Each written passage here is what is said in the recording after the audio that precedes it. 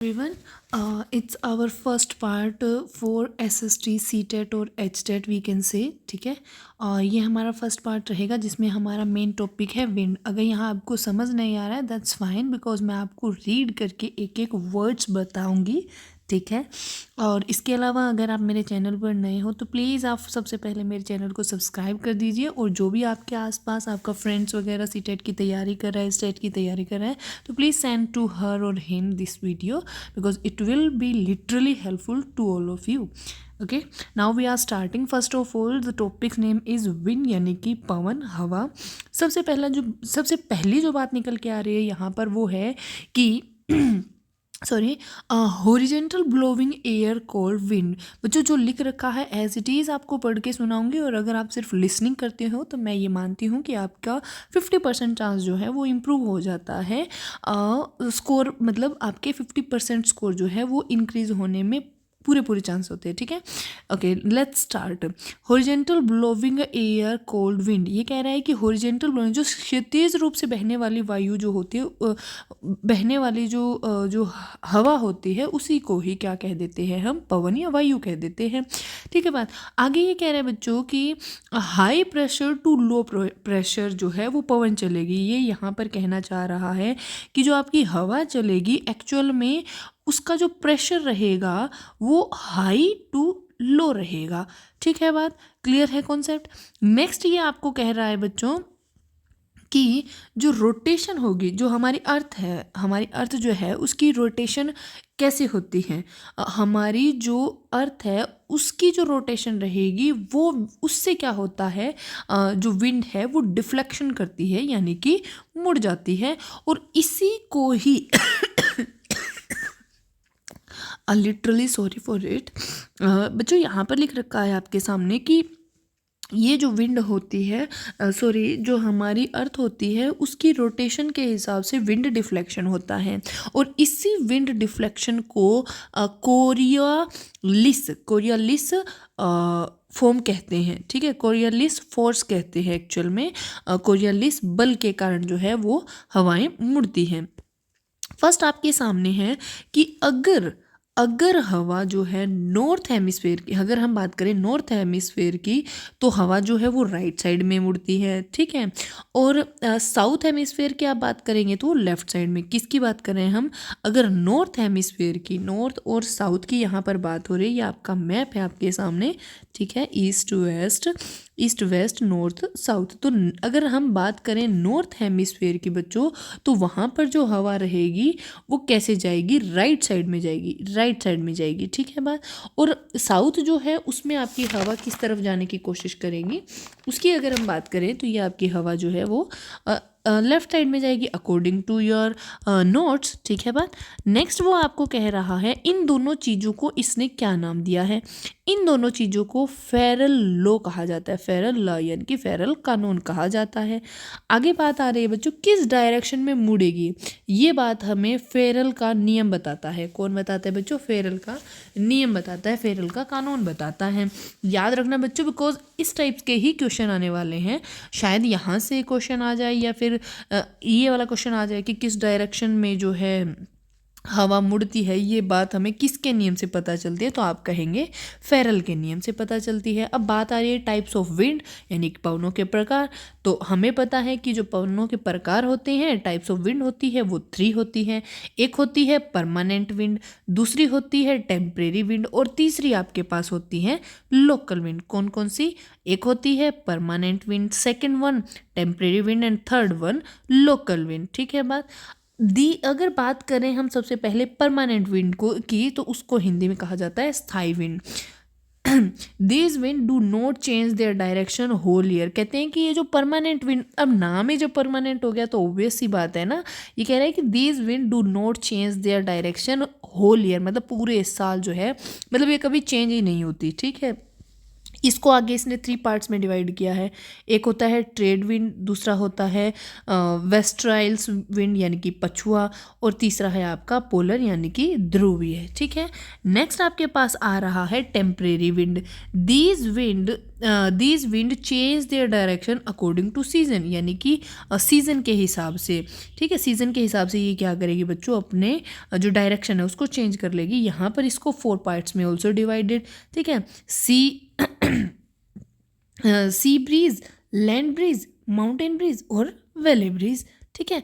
Next आपके पास आ रही है most important we can say. ठीक है, ये रहेगी आपकी लोकल विंड। कौन सी रहेगी बच्चों, local wind, blowing only in particular area, यानी कि इसका जो एरिया है वो डिसाइडेड है, it will not change, and it's also 2 types like warm wind and cold wind.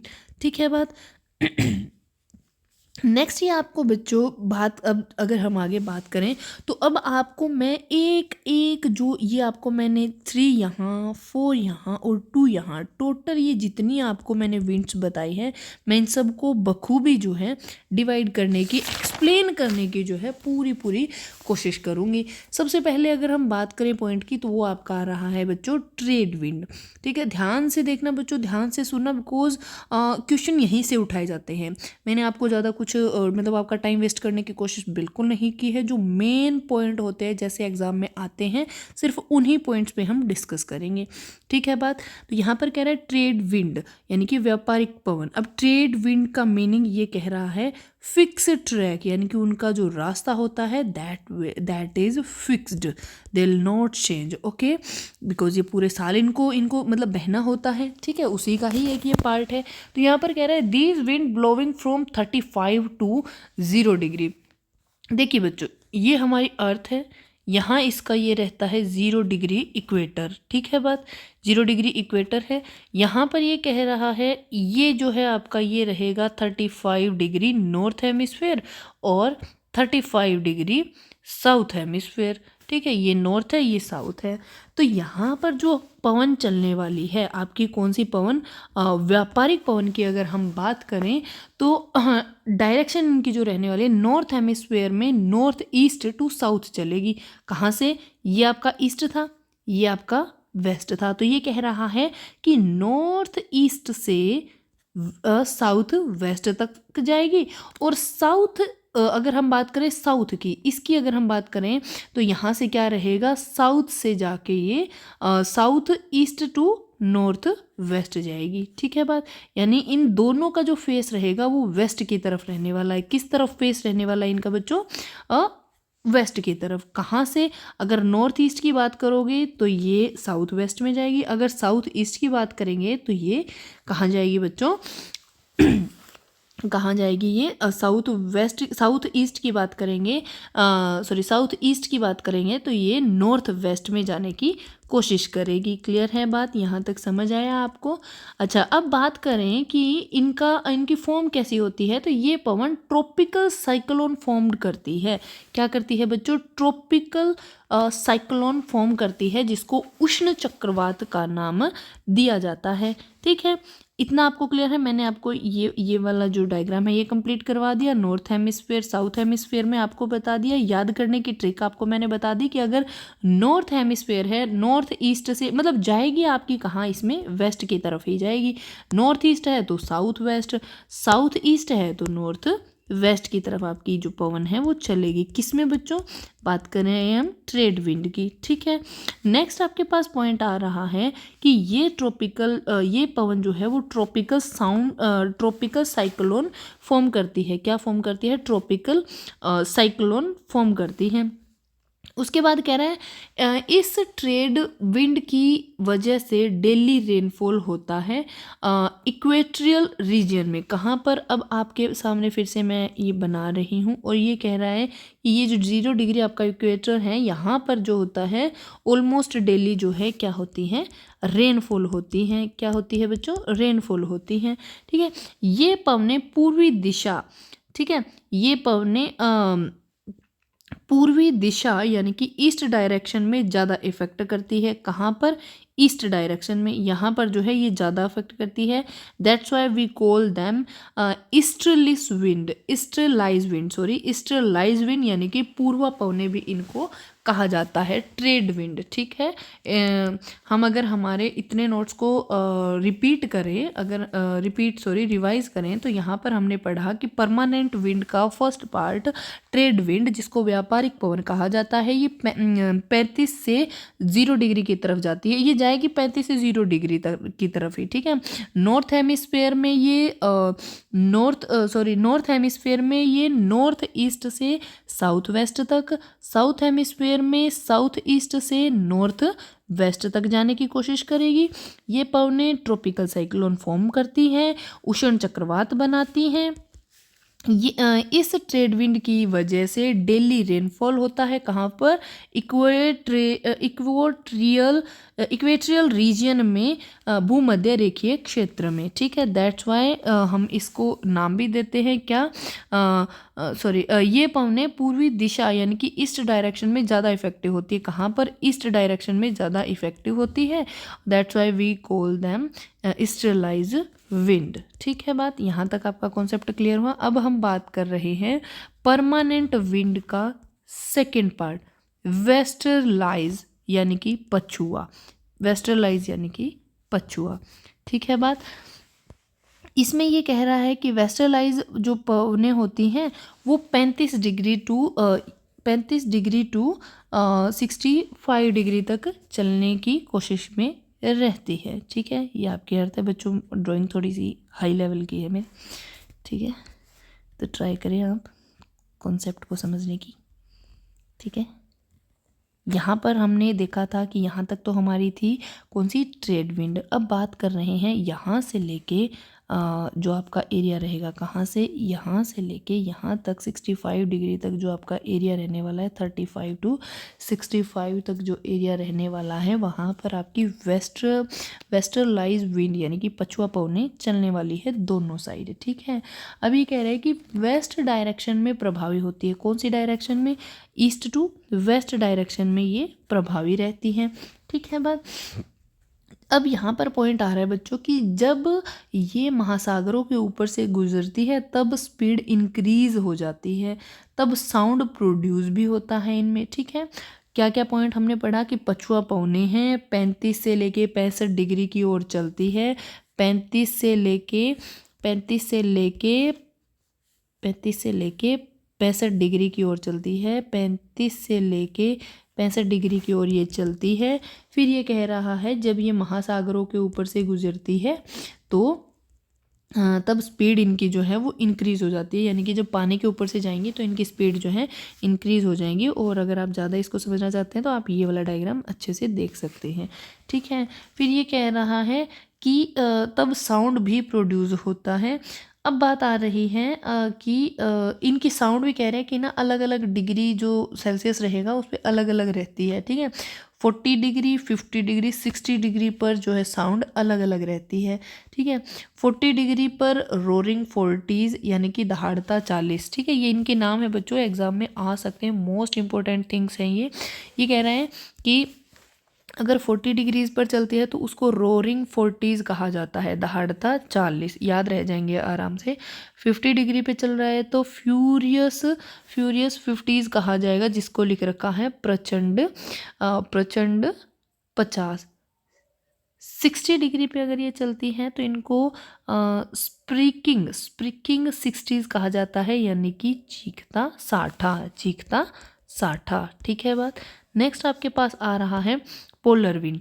ठीक है, लास्ट पार्ट है हमारे किसका, परमानेंट विंड का। पोलर विंड ध्रुवीय पवनें, ये कह रहा है कि ये क्या होती है, ओरिजिनेट फ्रॉम पोलर रीजन, ध्रुवीय क्षेत्र से बनती है। These are cold wind.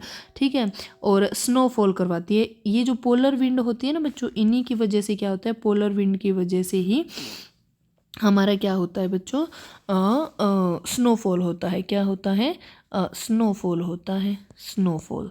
ठीक है बच्चों, याद रहेगा। अच्छा, उसके बाद ये कह रहा है कि इन्हीं को क्या कहा जाता है, कोल्ड विंड भी कहा जाता है। ठीक है, पोलर विंड को ही कोल्ड विंड भी कहा जाता है। कहाँ होती है, पोलर रीजन में होती है। कहाँ होती है, आपका पोलर रीजन जो ये वाला पार्ट होता है, यहाँ पर ये वाली हवाएं ज़्यादा होती हैं, ठीक है बात। अच्छा, उसके बाद जो आपके पास पॉइंट है वो है टेम्परेरी विंड। जो टेम्परेरी विंड है वो हमारा किसका पार्ट था? टेम्परेरी विंड जो है वो खुद पोलर विंड का परमानेंट विंड के का जो दूसरा भाग है वो है ये, ठीक है। जो 3 पार्ट मैंने आपको सबसे पहले बताए थे, कौन कौन से? वो बताए थे परमानेंट विंड, टेम्परेरी विंड और local wind. We have done it, now we are starting from temporary wind, ठीक है। टेम्परेरी विंड में ये हमें कह रहा है कि ये अस्थायी पवने, सबसे पहली बात इसका हिंदी में जो अर्थ होता है वो होता है अस्थायी पवने, ठीक है। डायरेक्शन इनकी चेंज होती है अकॉर्डिंग टू सीजन और वेदर। ये हमें ऊपर लिखा हुआ भी मिला है कि these wind change their directions according to the season, ठीक है। अच्छा, अब हम यहाँ पर आ चुके हैं। यहाँ ये कह रहा है कि टेम्परेरी विंड जो है वो क्या करती है? डायरेक्शन चेंज होती है अकॉर्डिंग टू सीजन, ठीक है। यहाँ पर अगर मैं आपको समझाने की कोशिश करूँ अकॉर्डिंग टू डायग्राम, तो ये मान लो आपका स्थल है, स्थल हमेशा ऊंचा होता है, ये समुद्र है, ठीक है, ये समुद्र वाला पार्ट है, ये आपका हो गया स्थल वाला पार्ट। इसमें ये कह रहा है कि ना जो स्थल होता है ना, रात के समय की बात करें तो यहाँ पर जो टेम्परेचर रहेगा, क्या बच्चों? टेम्परेचर की अगर बात करूँ तो वो रहेगा कम। कैसे रहेगा? कम। और जल वाला जो भाग रहेगा वहाँ पर टेम्परेचर क्या रहने वाला है? जल वाले भाग में टेम्परेचर ज़्यादा रहने वाला है, ठीक है बात। तो याद रखने वाली जो बात रहेगी यहाँ पर वो क्या रहेगी? जहाँ टेम्परेचर कम होता है प्रेशर ज़्यादा होता है, जहाँ टेम्परेचर ज़्यादा होता है प्रेशर कम होता है। हवाएं हमेशा उच्च वायु दाब से निम्न वायु दाब की तरफ चलती है। कैसे चलती है?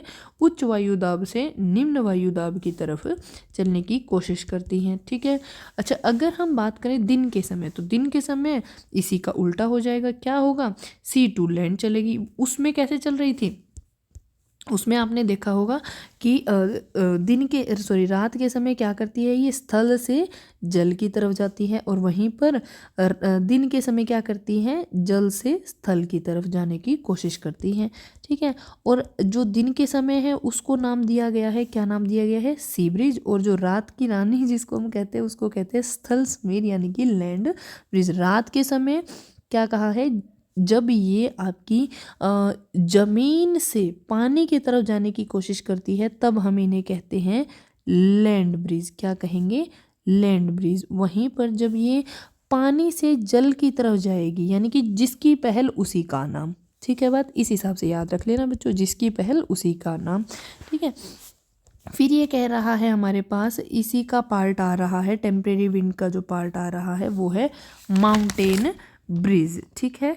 सी ब्रिज हमने कर लिया, क्योंकि इसमें आपने ऊपर अगर देख पा रहे हैं आप, तो यहाँ पर आपको 4 पॉइंट्स दिए हुए हैं। सी ब्रिज कर लिया हमने समुद्र से जल की ओर, ठीक है। लैंड ब्रिज में हमने किया जो रात की बात कर रहा है, जो कह रहा था जमीन से किसकी ओर? पानी की तरफ, ठीक है बात। अब हम कर रहे हैं माउंटेन ब्रिज। पॉइंट है हमारा माउंटेन ब्रिज। माउंटेन ब्रिज की अगर हम बात करेंगे तो यहाँ पर ये कह रहा है कि wind start blowing from mountain to valley, ठीक है, जिसका नाम उसी की पहल। यहाँ भी सेम ही कहानी है बच्चों। ये कह रहा है कि जो माउंटेन की जो पवनें होती हैं वो स्टार्ट कहाँ से करती हैं? माउंटेन से स्टार्ट करती हैं और वैली की तरफ जाती है, यानी कि पर्वत से घाटी की ओर, ठीक है। ये यहाँ पर आपको एक छोटा सा डायग्राम बना के मैंने समझाने की कोशिश की है बच्चों, इफ़ यू अंडरस्टूड इट, ठीक है। यहाँ पर ये कह रहा है कि रात के समय जब ताप कम होता है तो घाटी का तापमान गिर जाता है। आप जब कभी भी घूमने जाओगे पहाड़ों में, खैर मैं गई नहीं हूँ कभी, ठीक है, लेकिन ये कह रहा है कि जब आप पहाड़ों में कभी जाते हो तो वहाँ पर क्या होता है? यहाँ पर दिन के समय गर्मी और रात के समय ठंड होती है, क्योंकि पहाड़ों से हवाएं नीचे की तरफ आने लगती हैं, ठीक है। और ये बात हो रही है किसकी? ड्यूरिंग नाइट की बात हो रही है, रात के समय का मैंने आपको बता ही दिया, ठीक है। फिर ये आपके पास पॉइंट आ रहा है वैली ब्रिज। क्या पॉइंट आ रहा है बच्चों? वैली ब्रिज, जिसमें ये कह रहा है कि wind start blowing from valley to mountain, जिसका नाम उसी की पहल। तो पवने घाटी से पर्वत की ओर चलती हैं, ठीक है। कैसे चलेगी ये आपको इस डायग्राम में समझ भी आ रहा है, ठीक है। ये कह रहा है कि ड्यूरिंग डे, यानी कि अगर डे की बात करें तो air warm and rise up, यानी कि दिन के समय क्या होते हैं, ये पहाड़ों से मतलब घाटी से पहाड़ों की तरफ ऊपर की तरफ चलने लगती है। ठीक है, दिन के समय वायु गर्म होकर ऊपर उठती हैं। क्लियर है। अब बात करें अगर क्वेश्चन कि क्वेश्चन कैसा आ सकता है इसमें, तो यहाँ पर क्वेश्चन जो आपके एग्जाम में आ सकता है वो रहने वाला है बच्चों